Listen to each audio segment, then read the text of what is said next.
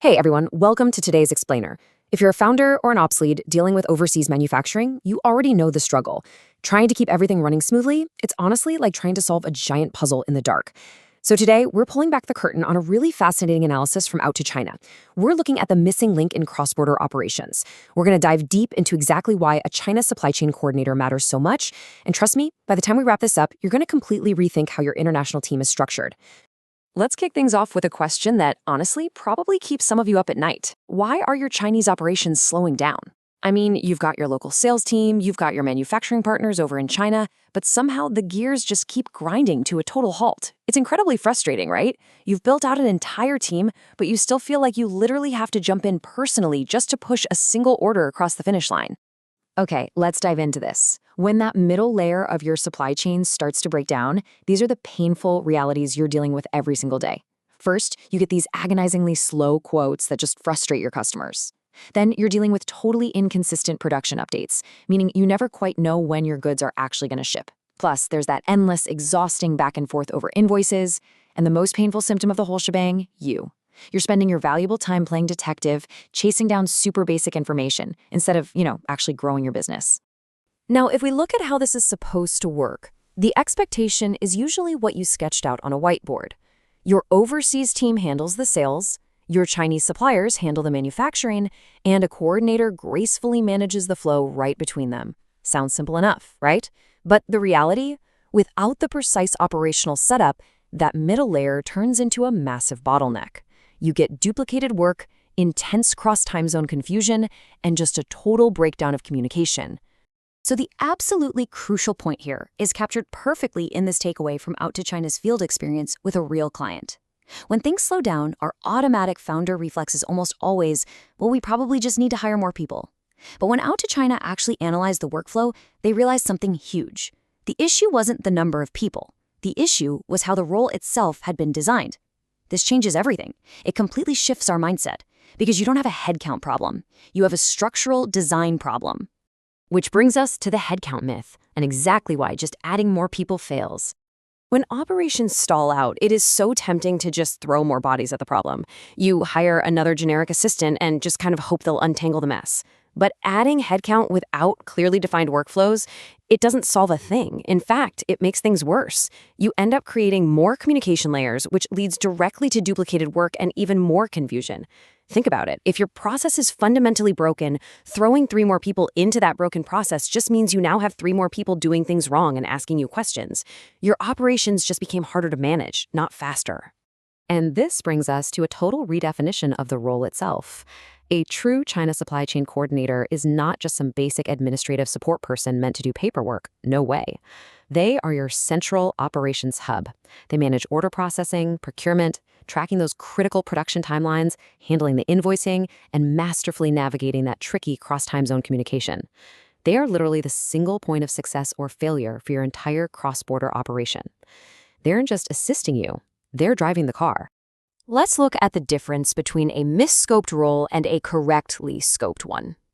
The contrast here is honestly pretty stark. On one hand, a misscoped role acts as simple admin support. They're reactive. They wait around to be told what to do, which results in slow quotes and leaves you, the founder, chasing down info because there are 0 standard operating procedures in place.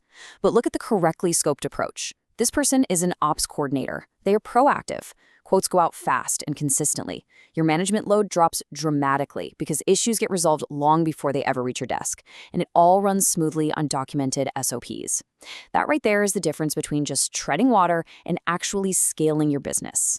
To get to that proactive state, you absolutely need the right candidate profile. A generic admin just won't cut it here.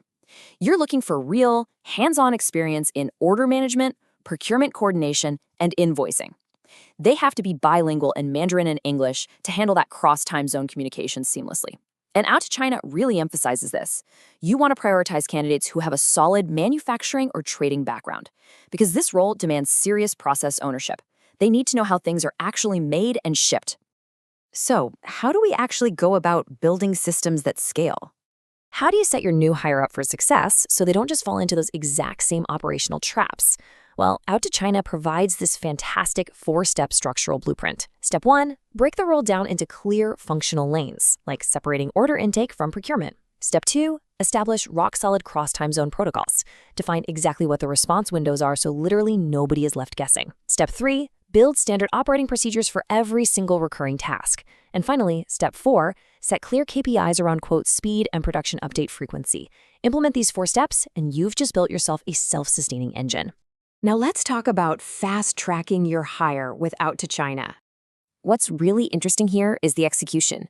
Setting up a legal entity over in China just to hire this one coordinator can be a massive, incredibly expensive hurdle. But that's where the sheer cost-effectiveness of an employer of record, or EOR model, comes in. For just a 15 to 25% cost on top of a candidate's gross salary, Out to China steps in and handles all the statutory benefits, the mandatory social insurance, and total legal compliance. You get direct access to compliant, top-tier local talent, and you don't have to burn months of your time and tens of thousands of dollars registering and maintaining your own local business entity in China. And then there's the speed. 2 to 4 weeks. That is the deployment speed for getting a fully operational coordinator on the ground using this EOR model. I mean, if your supply chain is moving at a snail's pace right now, you definitely don't have 6 months to go learn international labor laws. Out to China takes your need to fix those operational bottlenecks, recruits the absolute perfect candidate, and gets them legally working for you in under a month. It is an incredible velocity advantage for your business. Let's move to our final takeaways and see how this all builds to one golden rule. More people only helps once the role structure is sound. You absolutely must establish that structural clarity, outline those SOPs, and define your KPIs before or right alongside your hiring process. If your foundation is cracked, pouring more resources into it just isn't going to fix the house.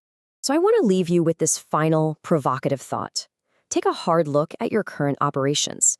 Are you just adding headcount out of desperation, or are you actively building systems that move faster? If you're realizing that you need a structured, proactive coordinator to finally unclog your cross-border operations, it might just be time to rethink your strategy. Look into Out to China's recruitment and EOR solutions to make it happen fast and make it happen right. Thanks so much for joining me for this explainer, and I'll catch you next time.